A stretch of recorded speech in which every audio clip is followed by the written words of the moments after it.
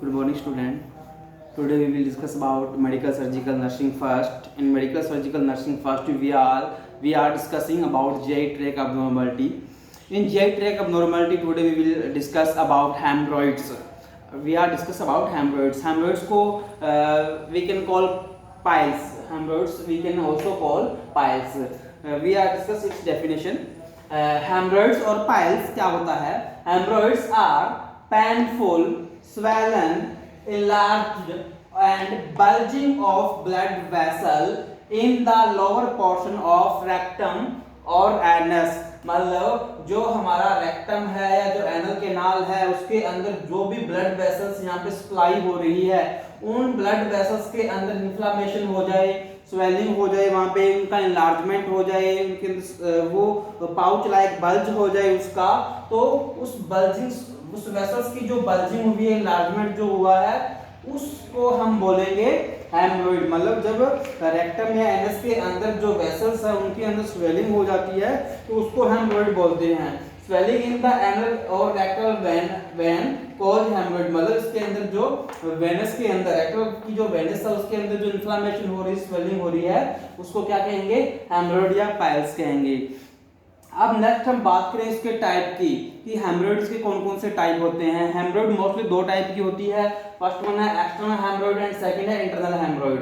First we will discuss about external haemorrhoid के external हेमोरॉइड क्या होता है। एक्सटर्नल हेमोरॉइड्स का मतलब होता है when there are under skin around anus vessels blood vessels is swollen enlarged bulge it called external hemorrhoid। मतलब कि जब जो एनस है, एनस की जो ब्लड वेसल्स है वो blood vessel around the anus, मतलब जो एनस है, जो ओपनिंग है रेक्टम की, उसके अराउंड वहां पर स्वेलन हो रहा है ब्लड वेसल्स का और वो वहां से हमें सीन हो रही है, वहां से उसका आउट प्रोड्यूजन हो रहा है, वहां से वो हमें दिख रही है आउटसाइड में।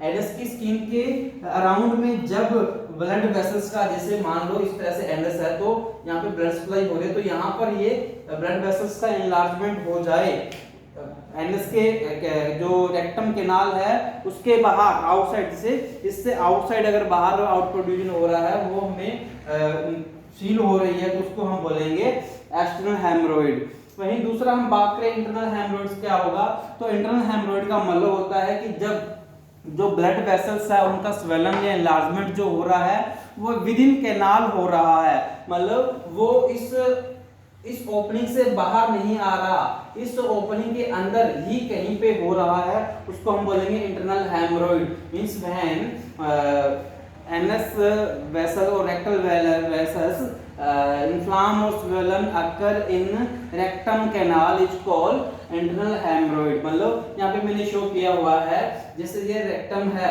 उसका ये एनस मैंने शो किया हुआ है। अब इसका जो लोअर पोर्शन है वहां से अगर ये ब्लड वेसल्स अगर बाहर हमें इनलार्ज फील हो रही है, बाहर की ओर इनलार्ज हो गई है, उसको हम बोलेंगे एक्सटर्नल हेमोरॉइड। और वो अगर अंदर ही इनलार्ज हुई है, वो बाहर प्रोड्यूस नहीं हुई, उसको हम बोलेंगे इंटरनल हेमोरॉइड। तो ये हेमोरॉइड्स के टाइप है। नेक्स्ट हम बात करें इसके कोज की कि जो हेमोरॉइड है वो कैसे होता है, उसका होने का कारण क्या है। फर्स्ट वन होगा कॉन्स्टिपेशन। मतलब जब पेशेंट्स को रेगुलर कॉन्स्टिपेशन रहता है, यहाँ पे देख सकते हैं रेगुलर कॉन्स्टिपेशन, जब पेशेंट को रेगुलर कॉन्स्टिपेशन रहता है, जो फीकल मटेरियल है वो हार्ड हो चुका है, हार्ड होने की वजह से एनल केनाल के अंदर प्रेशर लग रहा है, प्रेशर लगने की वजह से वहाँ पे जो वेसल्स है उनके अंदर उनके अंदर खिंचाव सारा स्ट्रेनिंग हो रही है उनके अंदर, तो उसकी वजह से हेमोरॉइड है वो हो सकता है। नेक्स्ट वन है डायरिया। अगर पेशेंट को रेगुलर डायरिया हो रहा है, वहाँ पर प्रेशर लग रहा है एनल केनाल के अंदर, तो उसकी वजह से हो सकता है। प्रोलॉन्ग सिटिंग, अगर लंबे टाइम तक कोई पर्सन है वो सिटिंग में रहता है, जैसे मान लो ऐसे पर्सन जिनका प्रोफेशन सिटिंग प्रोफेशन है, like official person regular sitting रहते हैं, टेलर हो गया, जो दर्जी होते हैं वो लगातार बैठे रहते हैं, ड्राइवर है वो लगातार बैठे रहते हैं, स्कैटर जो भिखारी होते हैं ये लगातार बैठे रहते हैं। तो लगातार बैठे रहने की वजह से, प्रोलॉन्ग सिटिंग की वजह से जो लोअर वेसल्स है उनके अंदर प्रोट्रूजन्स हो जाता है, वो प्रोलैप्स हो जाते हैं, वो उनको आउट पाउट हो जाता है, उनके अंदर प्रेशर लगने की वजह से उनके अंदर इनलार्जमेंट हो जाता है। नेक्स्ट में है एज मोर देन 60 ईयर। अगर किसी पेशेंट की एज मोर देन 60 ईयर हो गई है तो वहां पर क्या होगी, जो ब्लड वेसल्स है वो लूज होना स्टार्ट हो जाएगी, और जब उसके अंदर प्रेशर बढ़ेगा तो वो लाइक हेमोरॉइड फील होगी, वो मतलब उनका इनलार्जमेंट हो जाएगा। नेक्स्ट में है एनल सेक्स।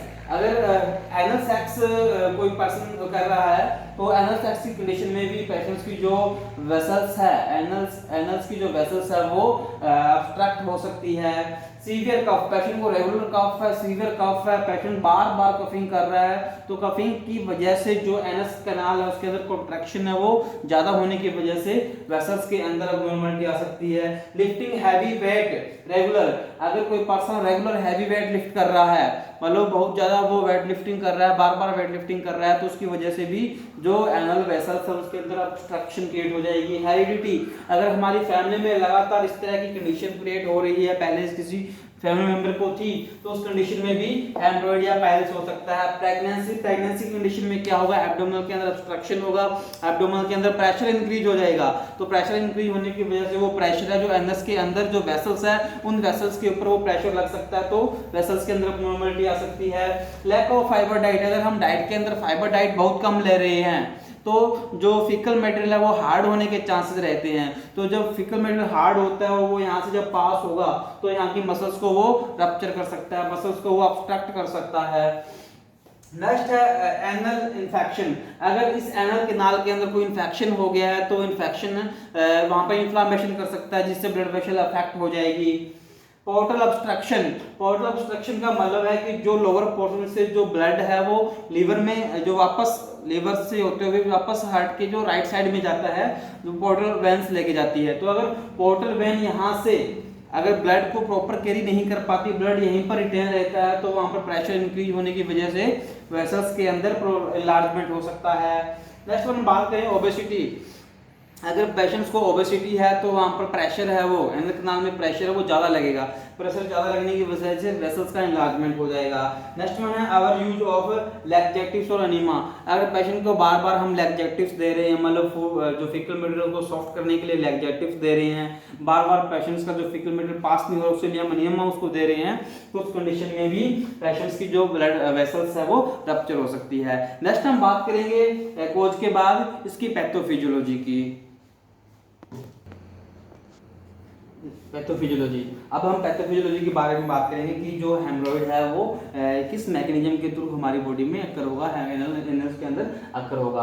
तो पैथोफिजियोलॉजी में सबसे पहले हमने due to various aetiological factor, मतलब एटियोलॉजिकल फैक्टर की वजह से जो भी हमने कॉजेज पढ़े उनकी वजह से इंट्रा एब्डोमिनल प्रेशर इंक्रीज, मतलब एटियोलॉजिकल फैक्टर की वजह से जो एब्डोमेन्स है उसके अंदर जो इंट्रा एब्डोमेन प्रेशर है, मतलब एब्डोमेन के अंदर प्रेशर है वो इंक्रीज हो जाएगा। प्रेशर इंक्रीज होने की वजह से क्या होगा, स्ट्रेनिंग आवर हेमोरॉइड प्लेक्स। हेमोरॉइड प्लेक्स का मतलब है कि जो रेक्टम कैनाल है इसके अंदर जो ये जगह है, ये जो प्लेस है इसको हम हेमोरॉइडल बोलेंगे, और प्लेक्स का मतलब है, हेमोरॉइडल प्लेक्स का मतलब है कि यहाँ पे जो ब्लड वेसल्स पास हो रही है उनके बारे में ये बता रहा है हेमोरॉइडल प्लेक्स। हेमोरॉइडल का मतलब है कि जो यहाँ पे ब्लड वेसल्स पास हो रही है उनको हम हेमोरॉइडल बोलेंगे, और प्लेक्स का मतलब है कि जो ये वेसल्स पास हो रही है उन वेसल्स का जो ये नेटवर्क है उसको हम प्लेक्स बोलेंगे। तो क्या है, एब्डोमेन के अंदर प्रेशर बढ़ने की वजह से जो हेमोरॉइडल प्लेक्स है उसके अंदर स्ट्रेनिंग होना स्टार्ट हो जाएगा, मतलब उसके अंदर खिंचाव होना स्टार्ट हो जाएगा। जब प्रेशर बढ़ेगा तो खिंचाव, सिंपल सी बात है, खिंचाव आएगा। जब खिंचाव आएगा तो क्या होगा, increase pressure in rectal blood vessels, मतलब इसके अंदर खिंचाव आने की वजह से, वेसल्स के अंदर खिंचाव आने की वजह से क्या होगा, इस वेसल्स के अंदर प्रेशर है वो इंक्रीज हो जाएगा। जब हम किसी वेसल्स को खींचते हैं या पानी की पाइप को जब हम खींचते हैं तो उसके अंदर जो पानी पड़ा होता है उसका प्रेशर है वो इंक्रीज हो जाता है, मतलब प्रेशर है वो इंक्रीज हो जाएगा ब्लड वेसल्स के अंदर। अब ब्लड प्रेशर इंक्रीज होने से क्या होगा कि जैसे हम इसको स्ट्रेनिंग होगी तो इसका जो डायलेटेशन है, मतलब इसकी जो वाल है उसके अंदर जो पोर्स है वहां पर क्या होगा, डायलेटेशन हो सकता है। नेक्स्ट क्या है, प्रोलॉन्ग एंड रिपीटेड ऑब्स्ट्रक्शन, जैसे प्रेशर है वो ब्लड वेसल्स के अंदर बढ़ रहा है और ये लंबे टाइम तक रहे या बार बार ऐसा क्रिएट हो, तो बार बार या लंबे टाइम तक ऐसा रहने से मतलब प्रेशर बना रहने से क्या होगा, वेसल्स के अंदर परमानेंट डायलेटेशन हो जाएगा, मतलब जो वेसल्स है वो लार्ज हो जाएगी, जैसे ये वेसल्स जा रही है इसके अंदर प्रेशर लंबे टाइम तक रह रहा है, तो जहां पर ये वीक्स होगी वहां से इस तरह से लार्ज हो सकती है, तो हम बोल सकते हैं परमानेंट डायलेटेशन ऑफ हेमोरॉइडल प्लैक्स, जो ये हेमोरॉइडल प्लैक्स है इसके अंदर परमानेंट डायलेटेशन हो जाएगा। अब इसके अंदर अगर परमानेंट डायलेटेशन हो रहा है हेमोरॉइडल प्लैक्स के अंदर तो उसको हम बोलते हैं हेमोरॉइड। तो ये इसकी पैथोफिजियोलॉजी थी। अब नेक्स्ट में हम बात करेंगे पैथोफिजियोलॉजी के बाद इसके जो साइन सिम्टम है कि कौन कौन से साइन सिम्टम है वो हेमोरॉइड्स के अंदर हमें देखने को मिलते हैं। तो साइन सिम्टम के अंदर हम सबसे पहले बात करें तो पेशेंट को क्या होगा, पेनफुल, पेशेंट को पेन सेंसेशन होगा और पेन हो भी सकता है और कुछ कंडीशन कुछ ग्रेड ऐसी होती है जिसके अंदर पेन नहीं होता। हेलो, हम लिख सकते हैं पेन और विदाउट पेन ब्लीडिंग, पेशेंट को ब्लीडिंग भी हो सकती है, अगर वेसल्स रप्चर होगी तो पेशेंट को ब्लीडिंग होगी। और नेक्स्ट है कि अगर पेशेंट को ब्लीडिंग हो जाती है, वेसल्स रप्चर हो जाती है तो ब्राइट रेड ब्लड आता है, ब्राइट रेड ब्लीडिंग, मतलब पहला आगा पेशेंट को पेन हो सकता है और नहीं हो सकता, दूसरा है ब्राइट रेड ब्लीडिंग, पेशेंट को जो ब्लीडिंग है वो हो सकती है। नेक्स्ट बात करें हम इचिंग, इचिंग और इरिटेशन, इचिंग और इरिटेशन इन एनल रीजन, एनल रीजन के अंदर इचिंग होगी, मतलब एनल रीजन के उसको रेगुलर डिस्कंफर्टेबल होगा, उसको इचिंग मतलब खुजली खारिज होती रहेगी और वहां पर इरिटेशन, उसको वहां पर इरिटेशन फील होगा। नेक्स्ट वन हम बात करें एनल पेन, पेशेंट को एनल्स के अंदर पेन होगा, स्पेशली कब होगा, जब anal pain specially when sitting, मतलब जब पेशेंट बैठेगा तो बैठेगा तब पेशेंट को ज्यादा पेन होने के चांस है वो रहेंगे पाइल्स के अंदर। नेक्स्ट वन क्या है, बर्निंग सेंसेशन, पेशेंट को बर्निंग सेंसेशन जब वो डिफेक्ट कर रहा है, मतलब पेशेंट्स को जब वो स्टूल पास आउट करने जा रहा है तो उस कंडीशन में उसको बर्निंग सेंसेशन होगा, और नॉर्मली उसको पास न होने की वजह से भी बर्निंग मतलब बर्निंग सेंसेशन है वो बॉडी में प्रेजेंट रहेगा, एनल कैनाल के अंदर प्रेजेंट रहेगा। पेशेंट को कॉन्स्टिपेशन हो सकता है, पेशेंट को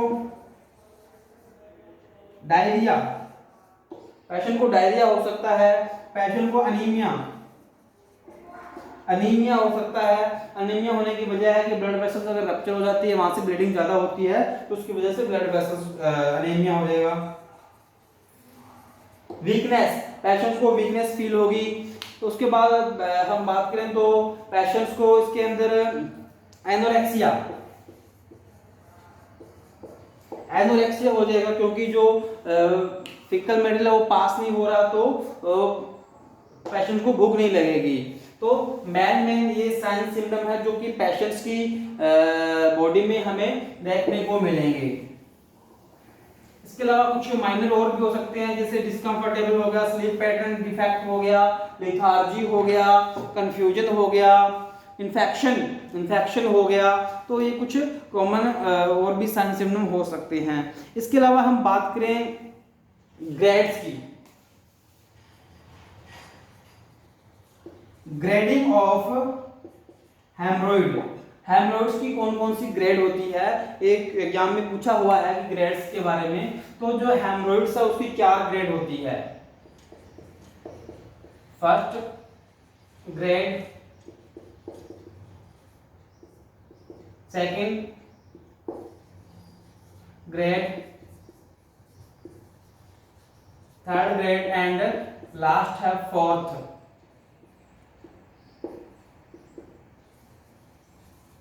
तो ये 4 ग्रेड इसकी हेमरोइड्स की रहेगी। तो सबसे पहले हम बात करें ग्रेड फर्स्ट की, कि ग्रेड फर्स्ट के अंदर क्या होगा। ग्रेड फर्स्ट के अंदर क्या होता है कि जो एनल कैनाल होती है, उस एनल कैनाल के अंदर कोई भी प्रोलैप्स प्रेजेंट नहीं होगा। मतलब ब्लड वेसल्स है उसके अंदर इस तरह से कोई भी प्रोलैप्स है, वो उसकी जो आउट पाउचिंग है या बल्जिंग है वो वहां पर प्रेजेंट नहीं होगी।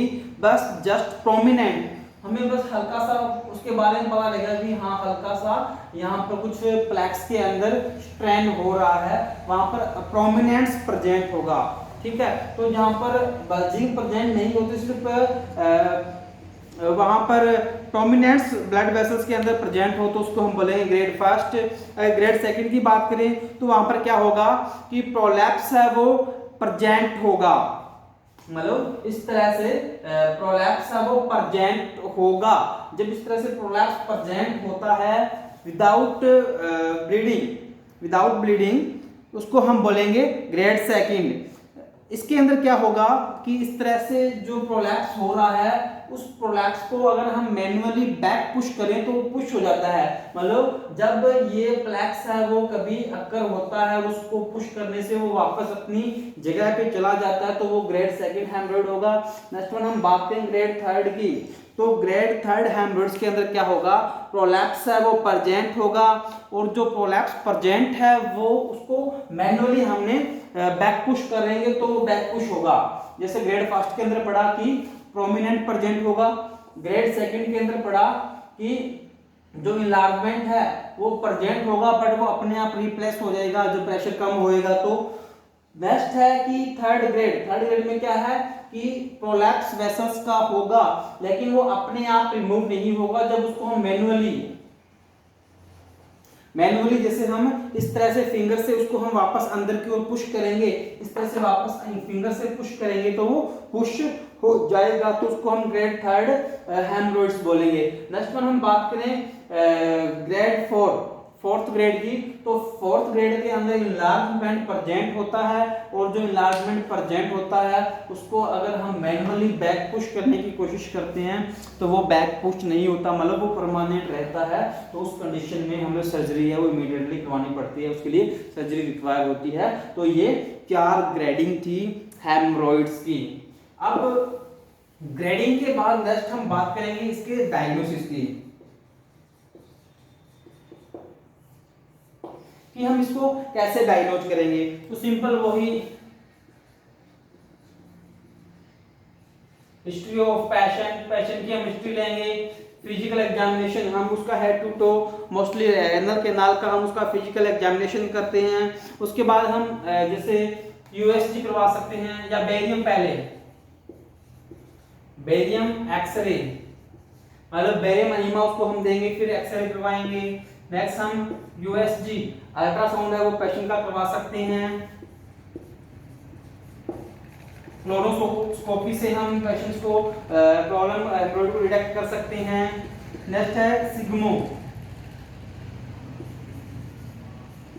सिग्मोस्कोपी हम करवा के दे सकते हैं। और लास्ट है सीबीसी, हम इन्फेक्शन के लिए सीबीसी हम चेक करवा के हम जो हेमरोइड्स है उसको आइडेंटिफाई कर सकते हैं। एक और होता है एनोस्कोपी, माइनर प्रोसीजर है एनोस्कोपी। ये सब हम करके देखेंगे जिससे हमें जो प्रॉब्लम्स है वो आइडेंटिफाई हो जाएगी। अब डायग्नोसिस के बाद हम नेक्स्ट वन क्या करते हैं, मैनेजमेंट करते हैं। मैनेजमेंट के अंदर हम फर्स्ट वन पढ़ेंगे जनरल मैनेजमेंट।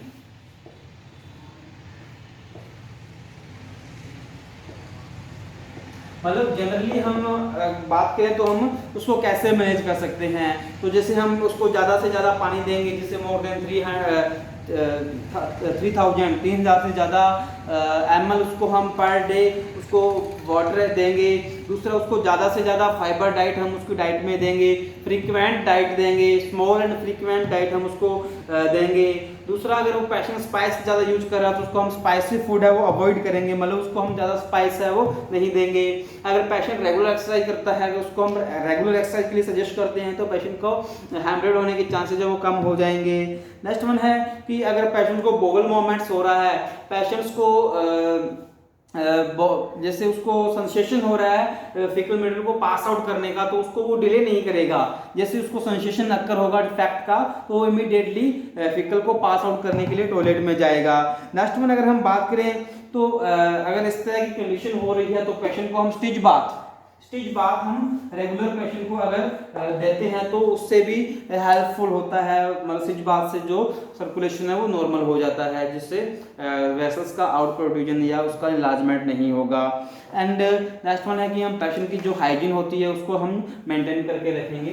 तो ये सब जो 5-7 बातें मैंने बताई वो हम जनरल मैनेजमेंट के अंदर पढ़ते हैं। नेक्स्ट वन हम बात करें second medical management.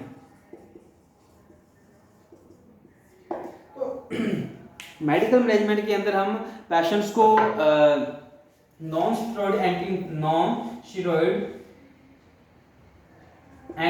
Inflammatory drug, मतलब हम उसको corticosteroid non steroid anti inflammatory drugs देंगे ताकि पेनफुल सेंसेशन या इलाजमेंट है वो ना हो। पेशेंट को लैक्जेक्टिव्स देंगे ताकि जो भी हार्ड स्टूल बन रहा है वो सॉफ्ट होकर बाहर निकल जाए। पेशेंट्स को हम लुब्रिकेंट्स, जब वो डिफेक्ट कर रहा है स्टूल को पास कर रहा है उस कंडीशन में उसको लुब्रिकेंट्स दे देंगे ताकि चिकनाई वहाँ पे मिनरल्स ऑयल्स वगैरह वहाँ पे लगा देंगे ताकि इजीली वो फीकल मैटर वहाँ से एनल कैनाल से पास आउट हो जाए। उसको हाइपर ऑस्मेटिक एजेंट देंगे। हाइपर ऑस्मेटिक एजेंट्स का मतलब होगा कि हाइपर ऑस्मेटिक एजेंट जो कि प्रोटीन्स होंगे जो प्रेशर होता है उसको डिक्रीज करने में हेल्प करेंगे, मतलब नॉर्मल सर्कुलेशन के अंदर जो हेल्प करेगा ताकि जो पोर्टल ऑब्स्ट्रक्शन है वो ठीक हो जाए। नेक्स्ट हम पेशेंट्स को एंटीबायोटिक्स दे सकते हैं। पेशेंट को हम एंटीबायोटिक्स दे सकते हैं ताकि कोई इन्फेक्शन बिल्डअप हो रहा है तो वो क्योर हो जाए। नेक्स्ट वन अगर हम बात करें सर्जिकल मैनेजमेंट की, तो सर्जिकल मैनेजमेंट यहाँ पे 2 तरह का होगा। फर्स्ट वन हम बात करें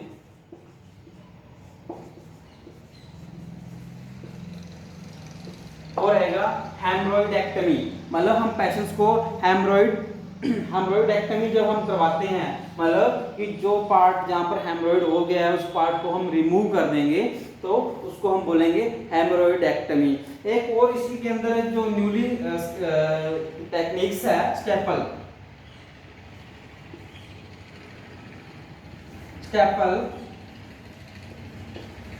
हेमरॉइडेक्टमी, मतलब न्यू टेक्निक्स है जिसके अंदर ओपनली इन्वेजन्स की जरूरत नहीं होती, ओपन सर्जरी की जरूरत नहीं होती। इसके अंदर हम स्टेपल के थ्रू जो हेमरॉइड पार्ट है उसको रिमूव करते हैं, उसको हम बोलेंगे स्टेपल हेमरॉइडेक्टमी। इसके अलावा कुछ सिंपल से प्रोसीजर्स है, सिंपल प्रोसीजर है 4-5 जिससे भी हम नॉन इन्वेजिव प्रोसीजर है जिससे हम क्या है कि पेशेंट्स की जो हेमरॉइड्स है कंडीशन उसको ठीक कर सकते हैं, या इसको हम बोल सकते हैं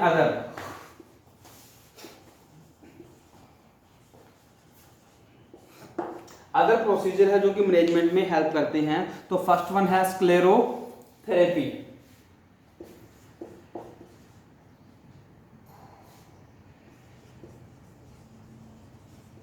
स्क्लेरोथेरेपी एक तरह का हेमरॉइडल को रिमूव करने का प्रोसीजर है। इसके अंदर हम क्या करते हैं कि जो स्क्लेरोजिंग एजेंट्स होता है जैसे फिनोल 5%, स्क्लेरोजिंग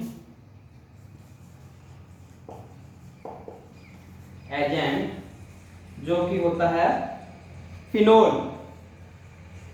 5%, मतलब जो फिनोल 5% है उसको डायरेक्ट जो पेशेंट की वेसल्स है की उसके अंदर ऑब्स्ट्रक्शन आ रहा है तो उसके अंदर हम इंजेक्शन के थ्रू उस हेमरॉइडल पार्ट के अंदर वो फिनोल इंड्यूस कर देंगे, तो उस फिनोल की वजह से क्या है सर्कुलेशन है वो इंप्रूव हो जाएगा और जो हेमरॉइडल पार्ट है वो क्योर हो जाएगा। नेक्स्ट वन अगर हम बात करें तो सेकंड जो प्रोसीजर है वो रहेगा रबर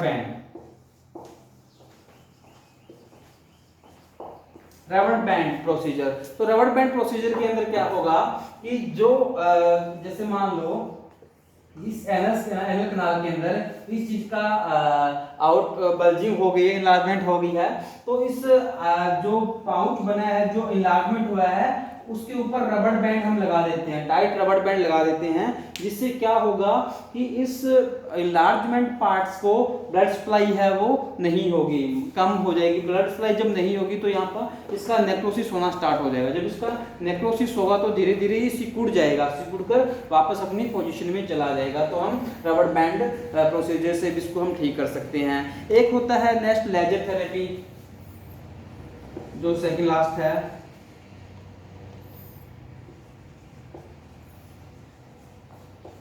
लेजर थेरेपी के अंदर हम जो रेज होती है, लेजर रेज होती है, उनका हम यूज करते हैं। जैसे इस पार्ट के ऊपर, इन लार्ज पार्ट के ऊपर डायरेक्ट लेजर रेज का हम यूज करते हैं, जिससे जो लार्ज पार्ट है वो वहां से रिमूव हो जाता है, वो वहां पे करेक्शन हो जाता है। एक होता है क्रायोथेरेपी।